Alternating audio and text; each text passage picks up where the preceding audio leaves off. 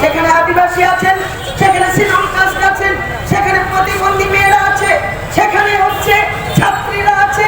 সেই সমস্ত মেয়েরা সেখানে ধর্ষিতা হয়েছে, শুধু নয় ধর্ষিতা হয়ে তারা খুন হয়েছে। কিন্তু আজকের এই যে ঘটনাটা, এই ঘটনাটা সত্যি একেবারে সর্বকালীন, আজকে নজিরবিহীন। কি চলছে আপনারা দেখতে পাচ্ছেন। তাহলে তিনি বলেছিলেন বাংলা নিজের মেয়েকেই চায়। আজকে সেই বাংলার মেয়েরা আজকে কি বলেন, শুধু মেয়েরা নয়, আজকে আমি সমস্ত অংশের মানুষের কাছে জিজ্ঞাসা করি, আজকে এই মহিলাকে চান যিনি সামান্যতম এই রাজ্যের মহিলাদের শুধু নয় গোটা রাজ্যের মানুষের আজকে দেখছেন কোন নিরাপত্তার কোন সুনিশ্চিত ব্যবস্থা নেই। গোটা রাজ্যটাকে তিনি জঙ্গল বানিয়ে দিয়ে, গোটা পশ্চিমবাংলাটাকে তিনি জঙ্গল রাজ্য বানিয়ে দিয়ে সত্যি তিনি এখানে বাংলাকে এগিয়ে রেখেছেন গোটা দেশের মধ্যে। কি চলছে আজকে লক্ষ্য করেছেন আপনারা? এখানে আইন শৃঙ্খলা বলে কিছু আছে, এই গোটা সময় আছে এখানে পুলিশ বলে কিছু, প্রশাসন বলে কিছু। দেখতে পাচ্ছেন কি তাদের ভূমিকা কিভাবে আজকে চলছে। অরাজকতার বাংলায় পরিণত করেছে তারা গোটা রাজ্যটাকে। আজকে আমাদের রাজ্যে যে মানবাধিকার কমিশন করা হয়েছিল বামফ্রন্ট সরকারের 34 বছর ধরে, শুধু এই নির্যাতিতাদের সুবিধার জন্য তারা যাতে সুবিচার পান সেই দিকে লক্ষ্য রেখে আজকে রাজ্যপালের কি ভূমিকা।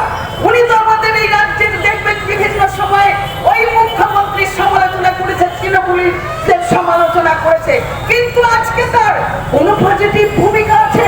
নেই, কোন ভূমিকা আজকে সেখানে দেখা যাচ্ছে না। এ রাজ্যের নারী কমিশন আজকে নিষ্ক্রিয়। গোটা দেশের যে জাতীয় মহিলা কমিশন তাদেরও আমরা কোনো কিছু, তাদের অ্যাক্টিভিটিস আমরা দেখতে পাচ্ছি না। সেই জায়গায় দাঁড়িয়ে আমাদের মাননীয় মুখ্যমন্ত্রী বা কোনো হেলদোল আছে বলে মনে হচ্ছে? এত ঘটনা, এত বড় ঘটনা, এই জায়গার ঘটনা সম্পর্কে তার কিছু হেলদোল আছে?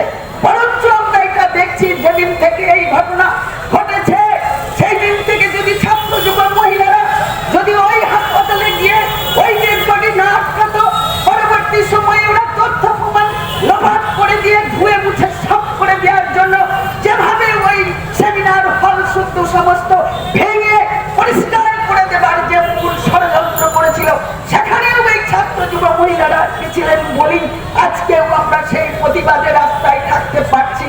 আজকে দেখছেন না এখানকার পুলিশকে দিয়ে কি হচ্ছে, সমস্ত হচ্ছে তথ্য লোপাট করা হওয়ার ষড়যন্ত্র করছে। আজকে সমস্ত প্রমাণ তারা চাপা দিয়ে দিচ্ছে, যারা প্রকৃত দোষী তাদেরকে আড়াল করা হচ্ছে। কেন তাদের আড়াল করছেন? কি এখানে এই তৃণমূল কংগ্রেস সরকারে তাদের কি আছে সেখানে স্বার্থ?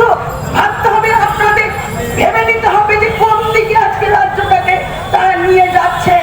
কি জবাব দেবেন আজকে আমাদের রাজ্যের এই মুখ্যমন্ত্রী, স্বাস্থ্যমন্ত্রী যাই বলেন না কেন, কি জবাব তিনি আজকে দেবেন? এখনো পর্যন্ত দেখছেন কোথায় তাদের চোখ?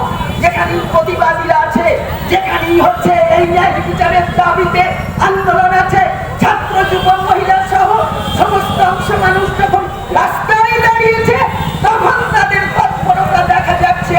সেই ঘটনা সেই আর্জি করে যেদিন দেখেছেন কিভাবে আমাদের আন্দোলন করে ভেঙে দেবার জন্য, দমিয়ে দেবার জন্য তারা নানান রকম চক্রান্ত করেছে। ওই আর্জি করে হাঙ্গামা পাঠিয়ে দিয়ে 14 তারিখ রাত্রে কিন্তু পারেনি, কিন্তু তারা সেখানে থেমে নেই।